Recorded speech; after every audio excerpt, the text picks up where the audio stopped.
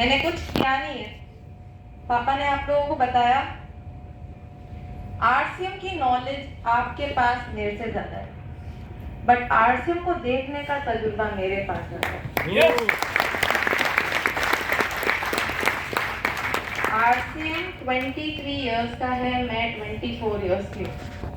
इतना करीबी से देखा है कि पोस्टमार्टम कर सकती हूँ उसका। पूरा का पूरा। मैं आपको मेरे साथ एक जर्नी पे लेके जाना चाहती हूँ। जाना चाहेंगे?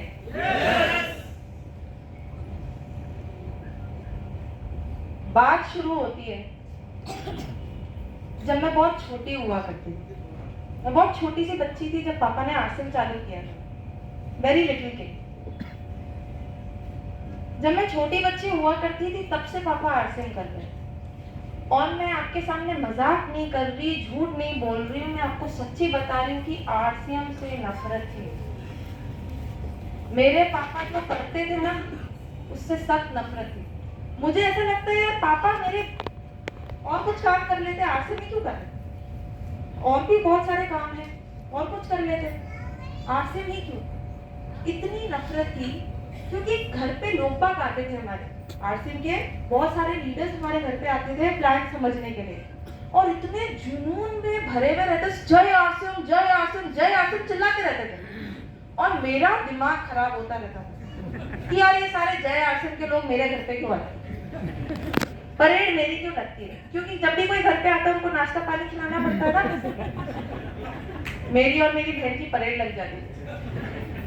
परेशान हो गए। एक बार क्या हुआ, मैं बहुत छोटी बच्ची हुआ करती, 3rd या फिर 4th ग्रेड में हुआ करती थी, और 3rd 4th ग्रेड में मेरे मम्मी पापा ने मेरे को शिमला भेजा था स्कूल के साथ, स्कूल ट्रिप पे। शिमला में जब गई, मेरे मम्मी पापा ने मेरे को 200 300 200 रुपीज के आसपास मेरे को शिमला लेके भेजा, और मेरी टीचर ने मेरे को शिमला में बोला ये जो 200-300 रुपए मम्मी पापा ने तुम्हें दिए ना, इससे तुम तुम्हारे मम्मी पापा के लिए कुछ लेके आ जाओ। आप सब लोग भी ऐसे ही करते हैं। जब भी कहीं घूमने जाते हैं, अगर आपको आज राजस्थान भेज दूं मैं, तो कुछ ना कुछ लेके आएंगे अपने फ्रेंड्स एंड फैमिली के लिए। मैंने भी वही किया। मैं अपनी मम्मी के लिए एक शॉल लेके आई थी शिमला से, और मेरे पापा के लिए एक पेन लेके आई थी, वुडन कलर का पेन। उसका शक्ल गुलिया मेरे को अभी तक याद है, कार्विंग हो रही थी। मैं बहुत प्रेम से भिलवाड़ा उस पेन को लेके आई। मैंने मेरे पापा को वो पेन दिया, मेरे पापा ने वो पेन फेंक दिया और मेरे को बोला ये आरसीएम का नहीं है, मैं यूज नहीं करूंगा।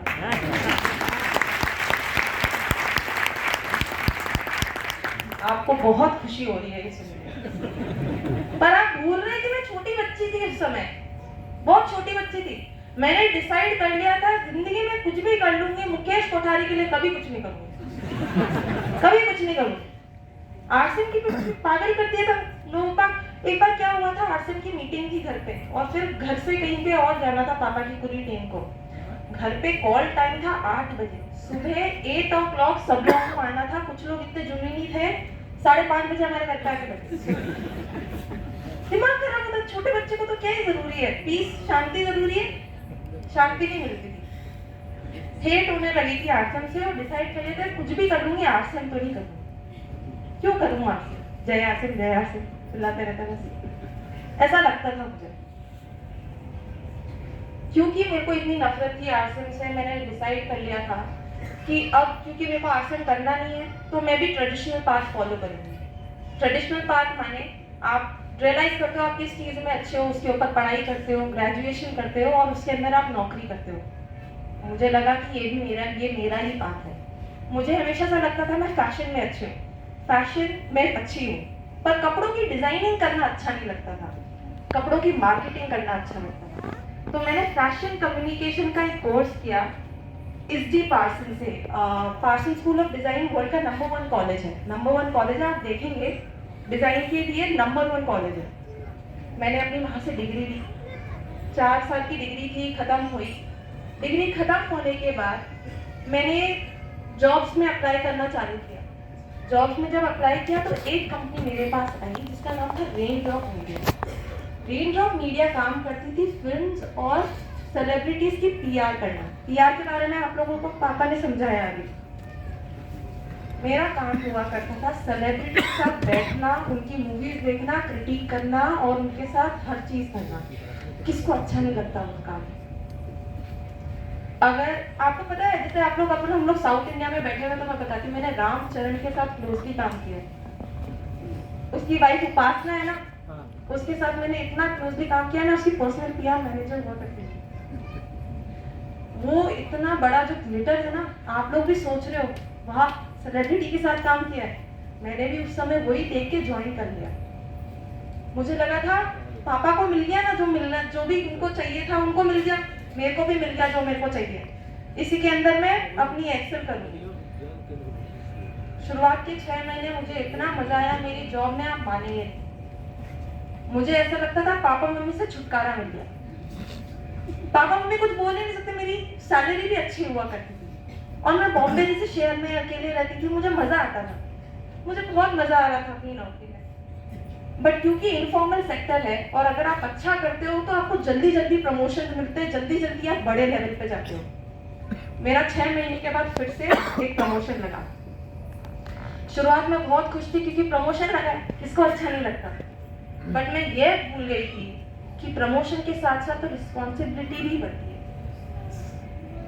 आप मानेंगे नहीं, मैं अकेली लड़की बॉम्बे में रहती थी और मैं रोज सुबह 8 बजे घर से बाहर निकलती थी और रोज रात में 3 बजे घर पे आती थी। ये मेरी लाइफस्टाइल हो चुकी थी। ये जो रिस्पॉन्सिबिलिटी जो मेरे सर पे ऐड हुई थी ना, इतनी भारी पड़ गई थी कि मेरे पास खुद के लिए टाइम नहीं था। मेरे मम्मी पापा से अगर मेरी हफ्ते में, वीक में एक बार भी बात हो जाती थी ना, तो बहुत बड़ी बात होती थी, बहुत बड़ी बात। किसी चीज के लिए टाइम नहीं, मेरे पापा को मेरे लिए टाइम निकालना पड़ता था। ऐसी लाइफस्टाइल हो गई थी। उस समय मेरे को एक बात याद आ रही थी पापा की, क्योंकि ये सब कुछ मैं परेशान हो गई थी ना मेरी नौकरी से। मेरे को उठने में मजा नहीं आता था। मैं उठ भी सिर्फ काम के लिए ही, अगर मेरे को नहीं उठाता तो मैं नहीं उठती, मैं लेटी भी रहती। पर मेरे को सिर्फ काम था ना, इसलिए मैं उठी। उस समय मेरे को मेरे पापा की एक बात याद आती थी। मैं जब नौकरी फ्रेश ज्वाइन करने ही वाली थी ना, उस समय मेरे पापा ने एक दिन मेरे को चाय पे बोला था, तू 2 साल तेरी नौकरी करके देख, तेरे को समझ में आएगा तेरे काम में और मेरे काम में डिफरेंस क्या है।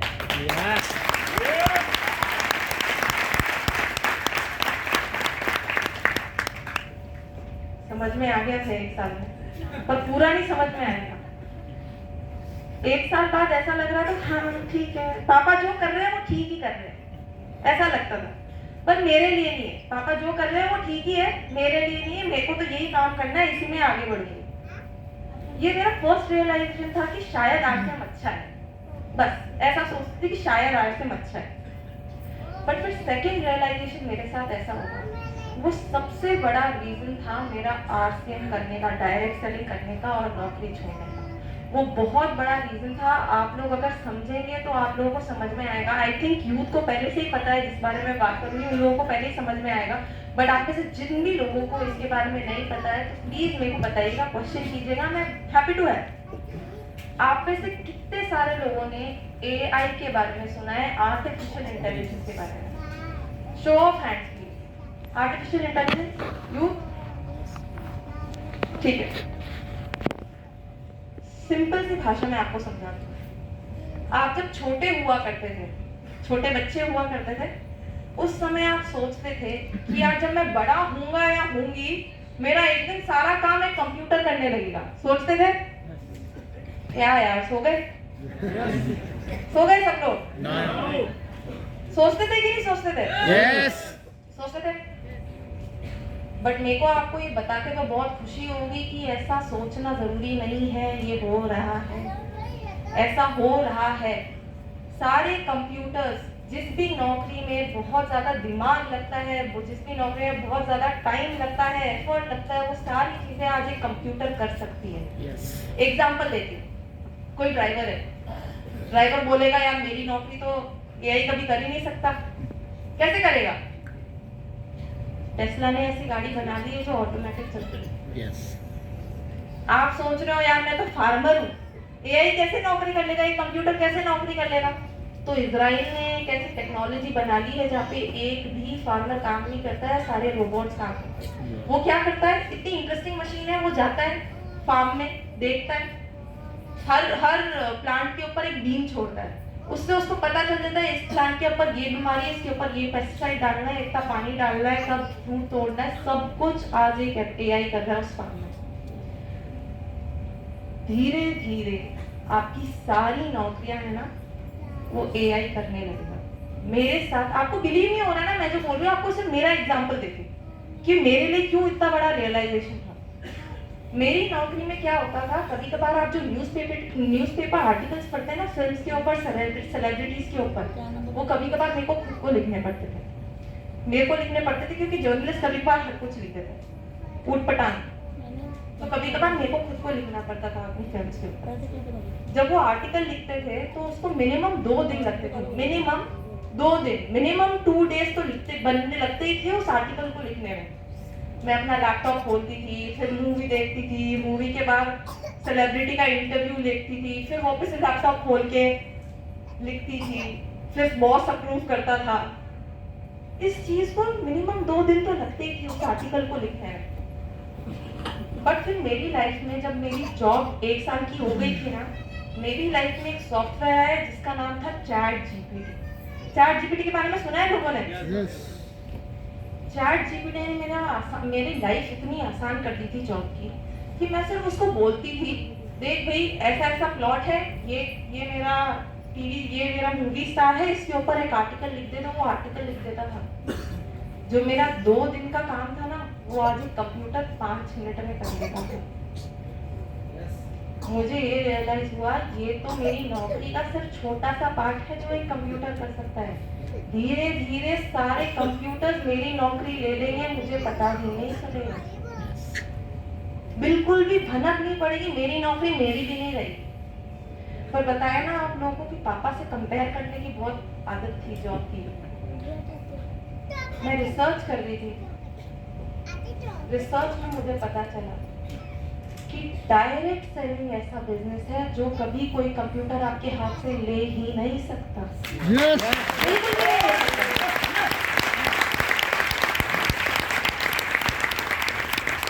जानना चाहेंगे रीजन? रीजन बताओ? क्योंकि direct selling human emotions, human connections बनाने का बिजनेस है। जब तक आप मेरे से बात नहीं करोगे, मैं आपसे बात नहीं करूंगी, आप मेरी प्रॉब्लम नहीं समझोगे, मैं आपसे बात नहीं करूंगी, तब तक नहीं हो सकती। डायरेक्ट सेलिंग का बेस ही वही है। हमें शुरुआत से सिखाया जाता है कंप्यूटर्स को इमोशन नहीं आते समझना। कंप्यूटर वही चीज करता है जो लॉजिकल चीजें होती है, पर बिजनेस कभी भी लॉजिकल नहीं होता है क्योंकि ह्यूमन इमोशंस इन्वॉल्व हो जाते हैं। कभी भी आप कंप्यूटर से बोलोगे 2+2 क्या होता है, वो 4 बताएगा, पर अगर ह्यूमन इमोशन से पूछोगे 2+2 क्या होता है, वो तो 22 भी बता देता है। बिजनेस इलॉजिकल होता है, लॉजिक से नहीं चलता है। एआई वो सारी नौकरियां ले लेगा जो लॉजिक पे चलती है। और आज से बिजनेस, डायरेक्ट सेलिंग ऐसा बिजनेस है जो कभी कोई कंप्यूटर आपके हाथ से ले ही नहीं सकता, कभी भी नहीं। पापा हमेशा अपनी मीटिंग्स में जब भी आते हैं बोलते हैं कि कैसे एक लीडर को फ्यूचरिस्टिक होना बहुत ज्यादा जरूरी है। आने वाले समय में क्या होना वाला है उसको अभी समझ लेना, बहुत बड़ी लीडरशिप क्वालिटी। आज सारी बड़ी कंपनियां, मैकेंजी का नाम सुना है किसी? यहाँ पे सारे पढ़े लिखे लोग हैं, मैं आपसे बहुत ज्यादा एक्सपेक्ट करती हूँ, आप लोग फेलियर दे रहे हैं मेरे को अभी, पता है? यस। अरे यार मर गए सब लोग। देखो मैं एक चीज बताती हूँ आपको, मेरे पापा से मुर्दों लोगों से बात करो। आप अगर सुनना चाहते हो ना तो एंथुसियाज्म दिखाओ एक बार, तालियां बजाओ एक बार।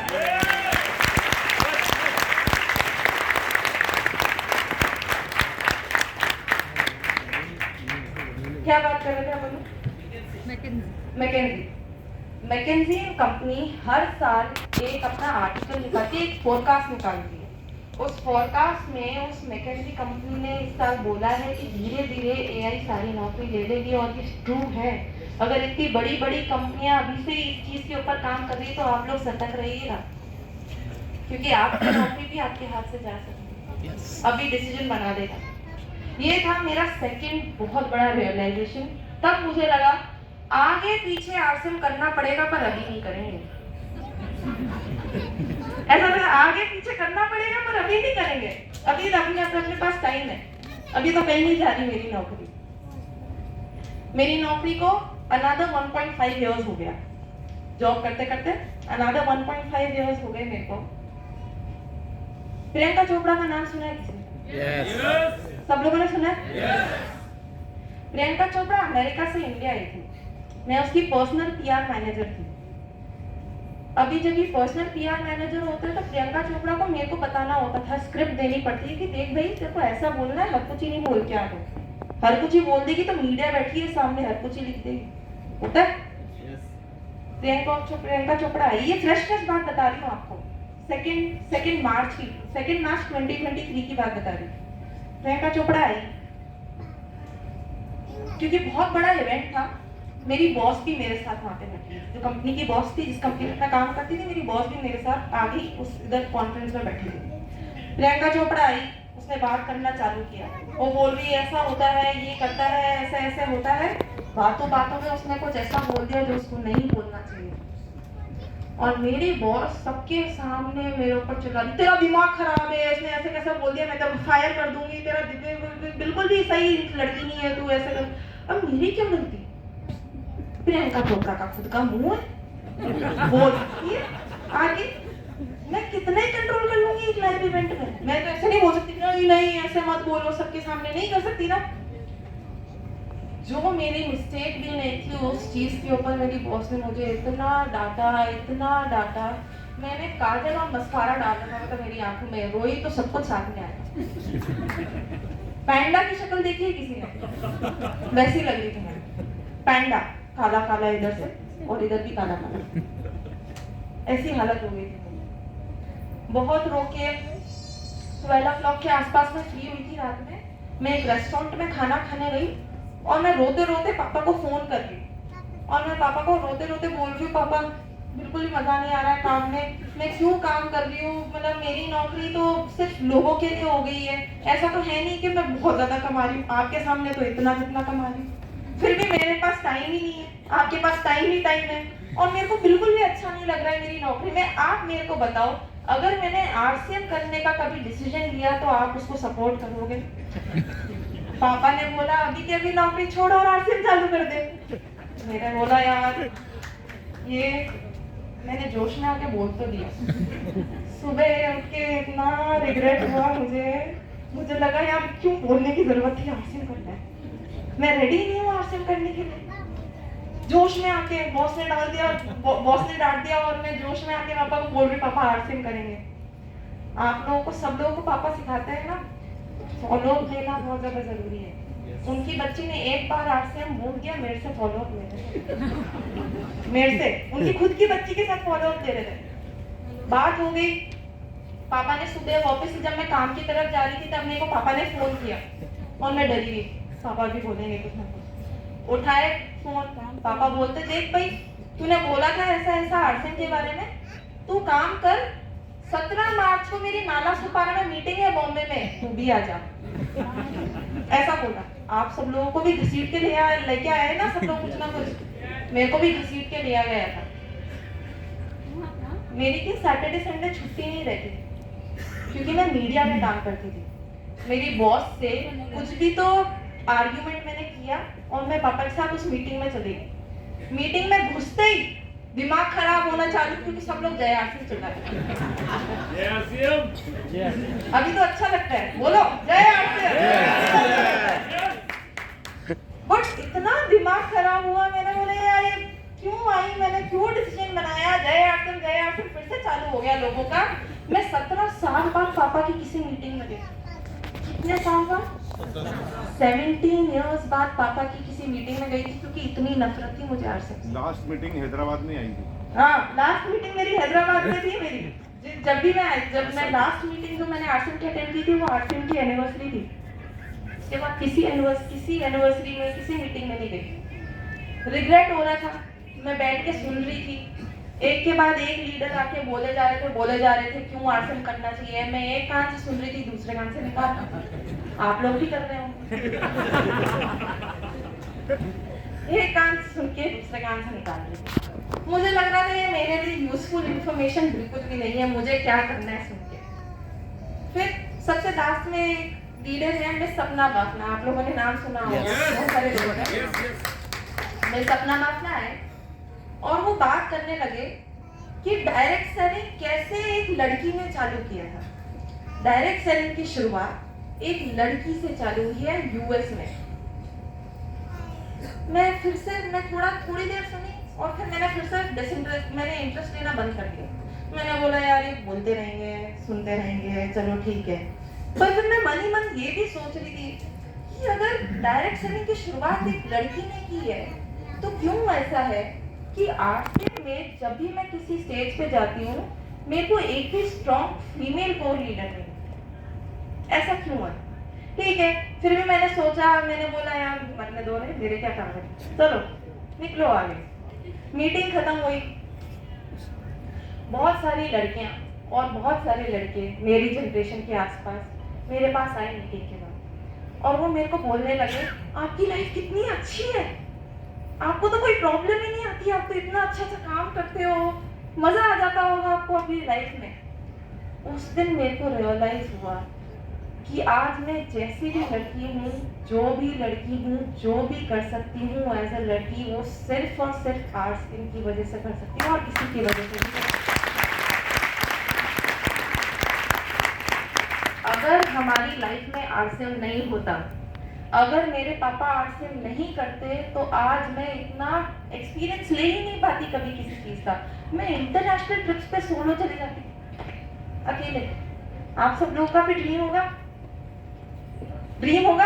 yes. मैं पहले ही वो कर चुकी हूँ। पापा के सामने बोल नहीं पा रहे हैं। पर आप जो ड्रीम सोच रहे हैं ना वो मैं कर चुकी हूँ। और वो किस लिए कर चुकी हूँ? सिर्फ और सिर्फ आरसीएम की वजह से। yes. सिर्फ और सिर्फ आरसीएम।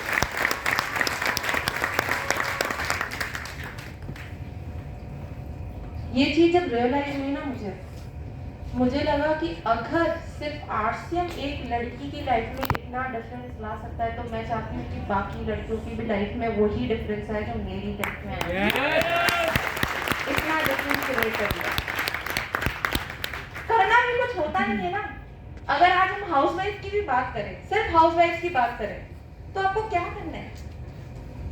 आपको सिर्फ प्रोडक्ट खाना है, कंज्यूम करना है, जो प्रोडक्ट अच्छा लगा उसके बारे में बात करनी, कमीशन हो जाएगा।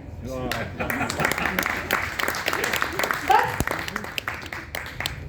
इसके ऊपर चौड़ मचा देते हैं लोग। और अगर आपने टारगेट कंप्लीट कर लिए तो आपको तो यहाँ पे सल्यूट देते हैं लोग। ऐसा सेलिब्रेशन नहीं होता कहीं और, आरसीएम में मिलता है। अभी यहाँ पे महिलाएं जो है ना वो देख रहे हैं, वो भी वही कर रहे हैं जो मैं पहले कर रही थी, एक कान से सुन रहे थे, दूसरे कान से निकाल रहे। मैं आप लोगों के बारे में बात कर रही हूँ, थोड़ा सा तो एंथुसियाज्म बता दो, थोड़ा सा तो अपने आप को सेलिब्रेट करना। अपने आप को सेलिब्रेट करना नहीं सीखोगे तो कहीं नहीं पहुंच पाओगे। अपने आप से पहले प्यार करना जरूरी है। आंटियां समझ में आ रहा है सारी आंटियों को? जब मुझे ये चीज समझ में आई ना, रात में मीटिंग खत्म हो गई, पापा भी चले गए भिलवाड़ा ऑफिस से। मैंने नेक्स्ट दिन थोड़ा इस बात के ऊपर और चयन किया और मैंने फिर पापा को फोन किया, पापा मैं आरसीएम के लिए रेडी हूँ क्योंकि मुझे पर्पस मिल गया है आरसीएम करने का, आप मेरे को बताओ कि क्या करना है। पापा ने बोला अभी के अभी पेपर्स डाल दे और आरसीएम चालू कर दे, पूरा आरसीएम चालू कर दे। मैंने पेपर डाल दिए उस दिन और मैंने 1 मई से आरसीएम फुल टाइम चालू।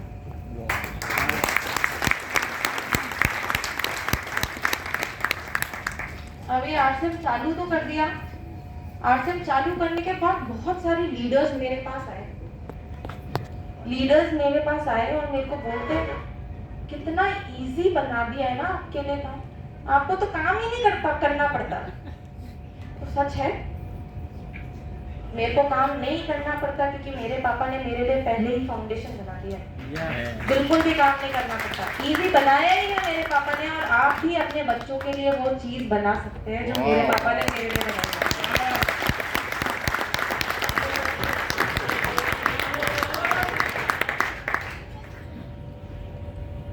समझ में आया? ठीक ठाक लगा जो मैंने बोला?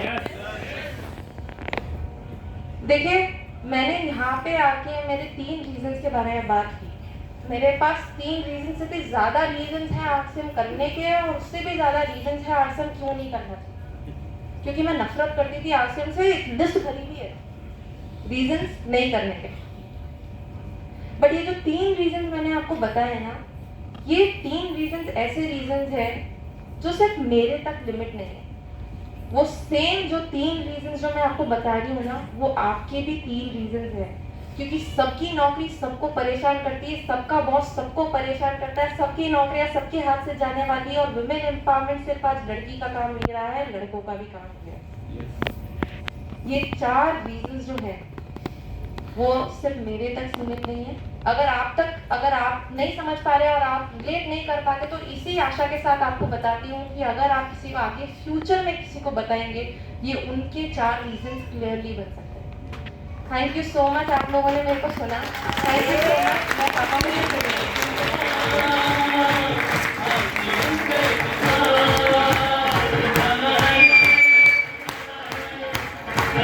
धन्यवाद अंजलि। अंजलि ने बात की है, पढ़े लिखे बच्चों की बातें हमें ज्यादा नहीं समझ में आई, मुझे तो नहीं आई, लेकिन मैं आज आपसे बात जो करने वाला हूँ उससे समझने की कोशिश करूँगा। मैंने जैसे बताया कि 1973 में जन्म के बाद अपनी इंटर एजुकेशन लेने के बाद एक प्राइवेट नौकरी से मैंने अपना इकोनॉमिकल करियर चालू किया। प्राइवेट नौकरी क्यों की? क्योंकि परिवार का इकोनॉमिकल बैकग्राउंड अच्छा नहीं था। जब मैं 6ठी क्लास में था ना,